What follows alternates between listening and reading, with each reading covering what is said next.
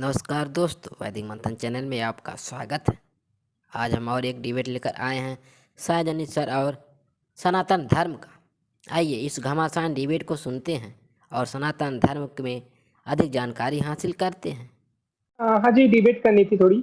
हाँ जी, बोलिए जी। देखिए, जो आप कहते हैं कि बुद्धिज्म पहले था और सनातन धर्म बाद में था, तो आप उसका ये अरे तर्क देते हैं कि वो तो अर्थ रोज़ को। बात होती है, वो तो रोज़ बात होती है भाई। आज कुछ जो बात चल रही है उस पर भी थोड़ा प्रकाश डालिए ना। अभी-अभी एक खबर आ रही है कि तिरुपति बालाजी में भक्तजन लोग जो हैं, वहाँ पे पूरा बैठ के लड्डू खाते थे और उस लड्डू को कभी तिरुपति बालाजी बता ही नहीं रहे थे कि उसमें क्या मिला हुआ है। तो साइंस जो है उसने रिपोर्ट में जाँच की है, जाँच करके बताया है कि भैया उसमें तो बीफ मिला हुआ है, उसमें तो मछली का तेल मिला हुआ है। तो आपका क्या कहना है इस पे? ये ज़रा पढ़िए तो ये क्या कह रहा है खबर भाई? ये दिख रहा है स्क्रीन पे? हाँ, हाँ, वो खबर मुझे पता है, वो मैंने पढ़ी है वो खबर। तो एक बार तनी पढ़ के सुनाइए तो क्या कह रहा है ये? हाँ, नेशनल डेयरी डेवलपमेंट बोर्ड की रिपोर्ट में सनसनीखेज खुलासा करते हुए बताया गया कि तिरुमला तिरुपति देवस्थान द्वारा संचालित तिरुपति के श्री वेंकटेश्वर मंदिर का लड्डू बनाने में मछली का तेल, बीफ और चर्बी का इस्तेमाल किया गया।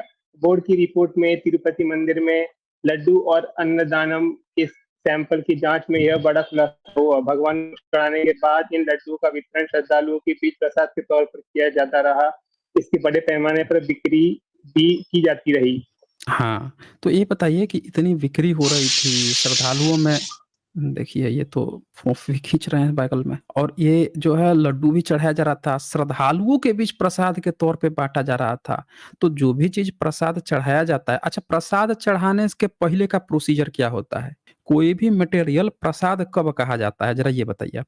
हाँ, जब वो भगवान को अर्पित हो जाता है तभी, भगवान को इसका भोग भगवान लगता है को तभी। अर्पित हो जाता है। तो ये बताइए भगवान जो है आपके भगवान में बेजान है क्या? उनमें कुछ होता है कुछ शक्ति-वक्ति या ऐसे ही है केवल दिखावटी हैं? लोगों को बेवकूफ़ बनाने के लिए नहीं, मूर्ति नहीं, खड़ी की जाती है।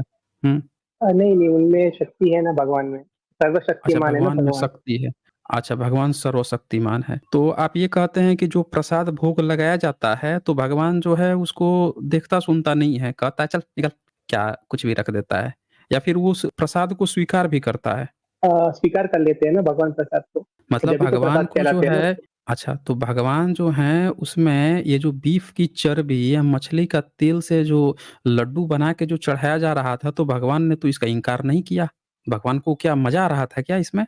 हाँ जी। नहीं, ये ऐसा हुँ, है ना कि जो हिंदू कॉन्सेप्ट में का जो भगवान है, उसमें हुँ। जैसे कि कोई एक पेंटर है, वो अगर कोई पेंटिंग बना रहा है किसी महिला की, तो वो उसके आपत्तिजनक पार्टों को भी बनाएगा। तो वो पेंटर के लिए वो क्रिएशन है, वो खाली उसमें अच्छा बुरा कुछ नहीं है। वैसे ही भगवान के लिए अच्छा बुरा कुछ नहीं है, सब एक समान है। भगवान वो हमारे पर्सपेक्टिव से कुछ भी अच्छा है, कुछ भी बुरा है।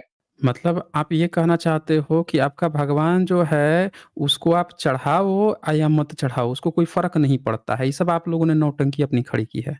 है ना? वो उसके लिए सब एक जो अच्छा है वो भी वही है भगवान है, और जो बुरा है वही वो भी भगवान ही है ना। तो दोनों भी वही है वो, तो इसलिए उसके लिए कुछ वो मुक्त है ना, मुक्त पुरुष है ना, वो मुक्त बोलते हैं ना भगवान को, हम लोग मुक्त है, इसलिए उसको कुछ फर्क नहीं पड़ता। अच्छा भगवान को कोई नहीं पड़ता तो ये प्राण प्रतिष्ठा क्या होती है? और ये प्राण प्रतिष्ठा होती है, ये हमारे लिए होती है ताकि हमारा मन भगवान में लगा रहे। नहीं, है क्या? अभी तो आप बोल रहे थे कि उसमें शक्ति होती है। अभी तो आप ये बोल रहे थे हाँ, कि उसमें शक्ति होती है, वो देखता है। अब क्या हो गया भई अचानक से?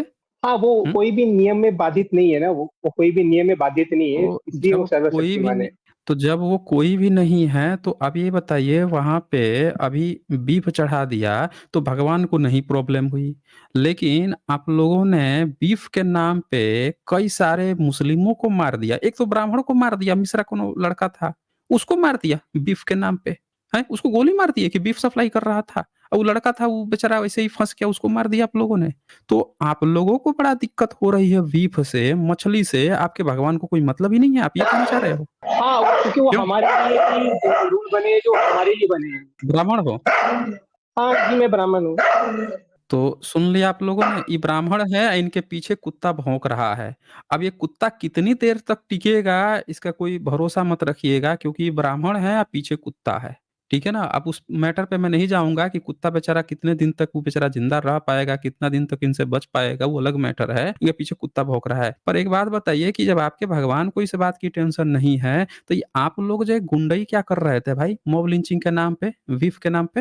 हाँ जी, माइक हाँ, अनम्यूट वो कीजिए। इसलिए हम लोग हाँ, वो इसलिए करते हैं कि वो जो हमारी संस्कृति है, जो सनातन धर्म की संस्कृति है, जो भगवानों कौन-सी ने संस्कृति मतलब जो है? ऋषि कौन-सी जो ऋषि संस्कृति है कि लड्डू जो है उसमें मछली का तेल में और बीफ मिला के खिला देना, ये आपकी संस्कृति है? ये संस्कृति है आपकी? नहीं, ये नहीं, ये संस्कृति नहीं हाँ, है, तो इसलिए फिर तो क्या है? ये पकड़े गए ना, और इसलिए तो पकड़े कौन गए ना वो पकड़ सब वहाँ लिया? पे। कौन पकड़ा है? नहीं, कौन पकड़ा है फिर? पकड़ा ये कौन है साइंस ये? के द्वारा ही पकड़े गए, साइंस के द्वारा ही पकड़े गए हैं साइंस ये। साइंस ने बताया है ना, आपने थोड़े पकड़ा है। आपके तो पुजारी ने ना कोई कंप्लेन की, बड़े मस्त से आप खाए जा रहे थे। आपके जो लोग हैं, वो भी बड़े मस्ती से खाए जा रहे थे। आप लोगों को तो कोई मतलब ही नहीं था। अब हम ये स्क्रीन खोले हैं इनके उस भगवान का, जिनको भोग चढ़ाया जा रहा था। यही है ना? क्यों? यही क्यों है। सनातन धर्म? यही है ना? हाँ जी, यही है। अब ज़रा हाँ जी। माइक म्यूट कीजिए। कुत्ता कभी कुत्ते की आवाज़ आ रही है। हैं? म्यूट कर लीजिए। तो ये देखिए, ये वो भगवान हैं, जिस भगवान को ये भोग चढ़ा रहे थे और जिसके अंदर इन्होंने प्राण प्रतिष्ठा कर रखी है।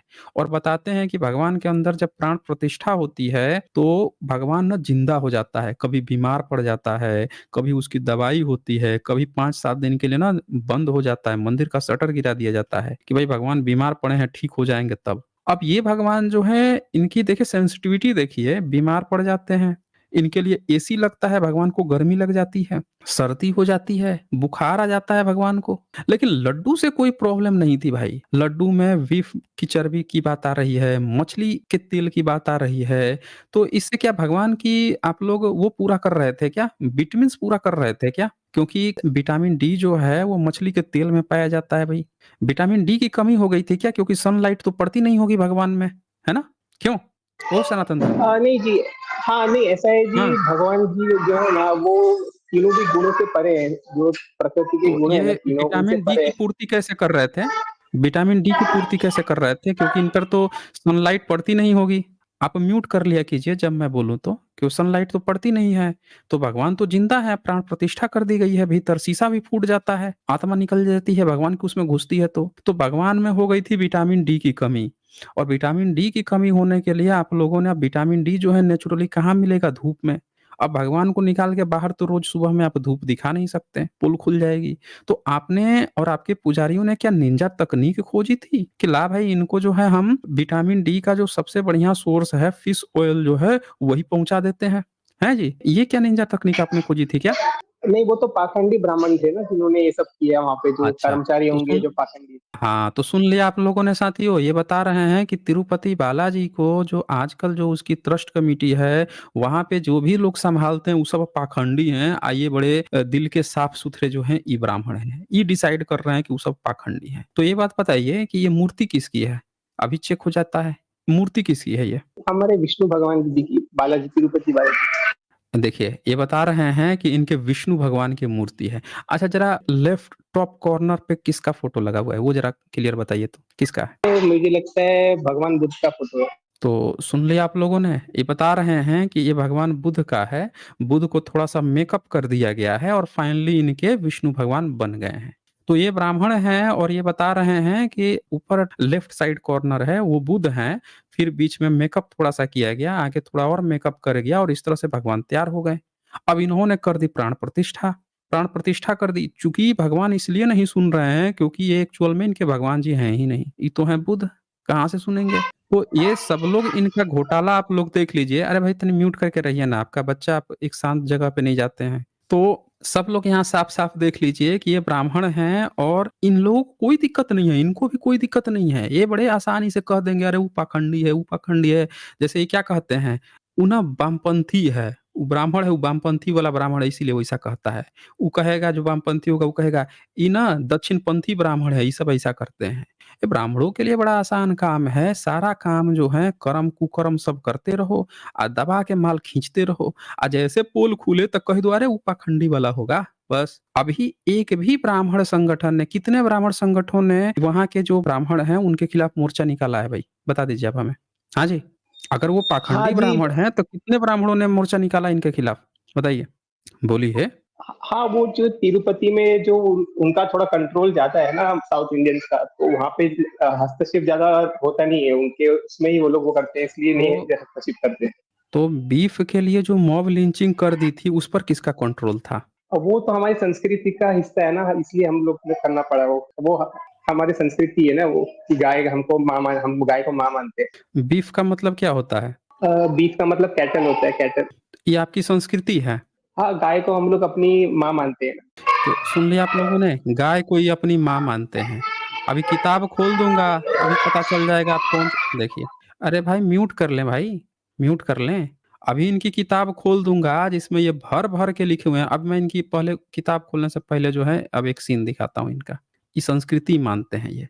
संस्कृति मानते हैं और संस्कृति कैसी मानते हैं, ये देखिए इनकी संस्कृति अभी दिखाता हूँ ये। ये देखिए ये खबर देखिए। ये क्या है, आर्यन को गोली मारी सबीर की लिंचिंग, घेरे में गोरक्षक 3 दिन में 2 मर्डर, आरोपी की मां बोली इतना नहीं पीटा कि मर जाए। जस्ट 12 दिन पहले की घटना है दोस्तों, जस्ट 12 दिन पहले।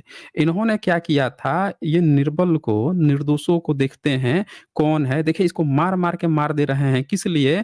क्योंकि देखिए मर गया बच्चा, गोली मार दिए सब। किस लिए? तो ये देखिए, ये कहता है मेरा छोटा बेटा 12वीं में पढ़ता था, पार्ट टाइम जॉब करता था, उसे गोली मार दी। बता रहे हैं मारने वाले गायों को बचाते हैं, मेरे बच्चे को क्यों मार दिया, वो तो बहुत सीधा था, मेरे पति बीमार रहते हैं इसीलिए काम नहीं कर पाते, बच्चे को ही मिलकर कमाते हैं उसी। अब ये सब आप लोग देख लीजिए, आंखों के सामने देख लीजिए कि इन्होंने जो निर्दोष बच्चा है, जो कुछ बोल ओल नहीं सकता है, उसको ये लोग मार देते हैं। सुना आपने? क्या करते हैं? उसको ये लोग मार देते हैं।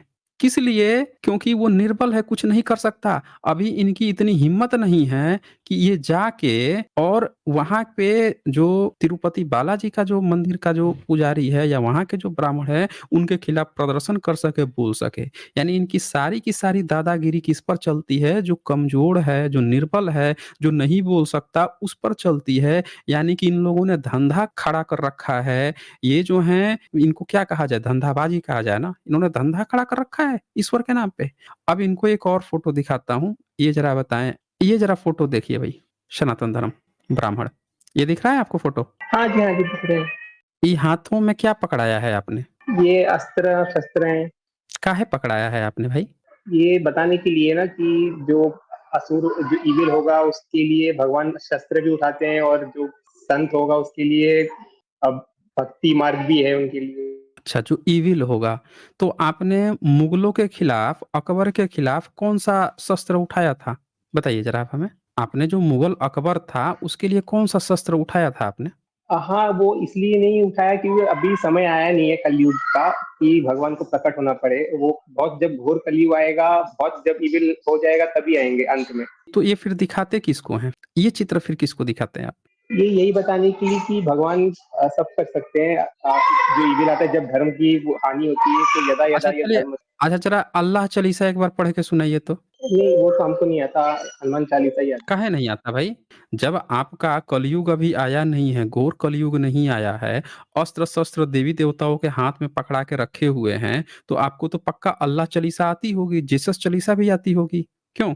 बोलिए। नहीं, नहीं, जब घोर कलयुग आएगा, तब सब हुँ। शूद्र जो है वो छा जाएंगे सब जगह पे, तभी भगवान आते हैं, कल की अवतार आते अच्छा, हैं। तो जब मुगलों के समय में मुगल छा गए थे, तो मुगल उतने बुरे नहीं थे कि भगवान आ पाएँ, है ना? क्यों? मुगल भी शूद्रों में ही आते हैं ना, इसकी वजह से। कहीं पे लिखा है आपने कि मुगल जो है शूद्र में आते हैं? हाँ, जो शूद्र है वो तमोगुण होते अल्लाह हैं, और किस में मुगल आता है? भी। अरे भाई थोड़ा अल्लाह तो शांत जगह पे आ जाए ना। हाँ, अल्लाह किस में आता है? हाँ जी, अल्लाह तो वो है ना, निर्गुण ब्रह्म है। अच्छा वो ब्रह्म है, हैं? तो हाँ, ये निराकार सुनो, है ना, निराकार। अच्छा वो निराकार है, लेकिन आपके तो सारे भगवान आकार में हैं भाई, हैं जी? हमारे भगवान दोनों ही है, निराकार और आकार। मैंने बोला ना, कोई भी नियम बाधित नहीं करते ईश्वर को। अच्छा, कोई नियम बाधित नहीं करता, तो मुस्लिम जो है वो शूद्र में आते हैं, है ना? हाँ, मुस्लिम, मलेच्छ, जो शक, हूण, शबर, ये सब शूद्र में आते तो शूद्र में आते हैं तो आप उनकी चाटुकारिता करने लगेंगे। बोलिए। हैं।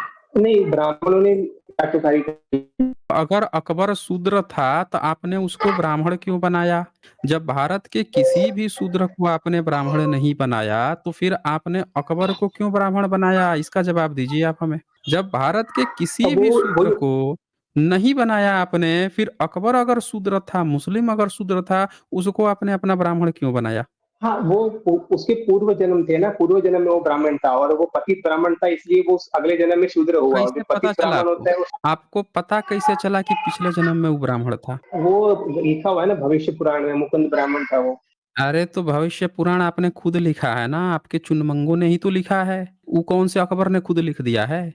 वो भी भविष्य पुराण देवनागरी लिपि में लिखा है, आप लोगों ने खुद लिखा है। तो जब आपने खुद लिखा है, आपको पता कैसे चल गया भाई कि वो पिछले जन्म में ब्राह्मण था? बताइए। ये मंत्र ये ऋषि मुनियों ने लिखा है ना, जो दृष्टा होते थे, जो भविष्य काल भूतकाल के दृष्टा कौन होते सी थे, सदी उन्होंने में? लिखा है। कौन सी सदी में अकबर के बारे में लिखा उन्होंने? वो मेरा इतना हिस्ट्री पे इतना पकड़ नहीं है, इसलिए वो मैं बता नहीं सकता। तो हाँ, तो ये बता नहीं सकते हैं, हम बता देते हैं इनकी कहानी। थोड़ा आप म्यूट करके रहिए, आप शांत जगह पे आ नहीं रहे हैं। इन्होंने अकबर की चाटुकारिता में अकबर को ये बोल रहे हैं ना कि शूद्र हैं, कोई शूद्र नहीं है। इनकी इतनी बढ़िया चली है, ये देखिए भविष्य पुराण में अकबर को इन्होंने अपना ब्राह्मण भाई बना लिया। इन्होंने देखें अकबर मुकुंद ब्राह्मण बना लिया इसको, ये हमारा मुकुंद ब्राह्मण पिछले जन्म का मुकुंद नाम का ब्राह्मण है। और जैसे राज्य प्राप्ति है देखें सब लाइन से बैठ के इसके दरबारी बन गए, उसको स्वर्ग पहुंचा दिए। बताइए यही कह रहे हैं कि वो मलेच्छ था। देखें अकबर ने 50 वर्ष राइट साइड में बीच में अकबर ने 50 वर्ष तक निष्कंटक राज्य किया और अंत में मरकर स्वर्ग चला गया। इनको अकबर का पिछला जन्म पता है, अगला जन्म भी पता है कि मर के स्वर्ग ही चला गया। बताइए तो अकबर जो शूद्र था उसको इन्होंने ब्राह्मण बना लिया, स्वर्ग पहुंचा दिया, लेकिन भारत का एक भी शूद्र को इन्होंने नहीं पहुंचाया। आज ये मॉब लिंचिंग कर करके लोगों को मार रहे हैं। तिरुपति बालाजी में अभी घटना आई है कि लड्डू में वहां पे बीफ मिलने की घटना आई है, वहां पे मछली का तेल, उस पे इनका मुंह नहीं खुल रहा है। देखिए कैसे गोल मटोल बातें कर रहे हैं। तो चलें सनातन धर्म, आपको हमने बहुत समय दे दिया। आपने क्या कहा सब लोगों को यहाँ पे दिख गया होगा कि ये लोग जो हैं किस हद तक बेशर्म हैं, इनको शर्म तक नहीं आती है। ये भारत में जो लोग कमजोर हैं उनको मारते हैं, कत्ल कर देते हैं धर्म के नाम पे।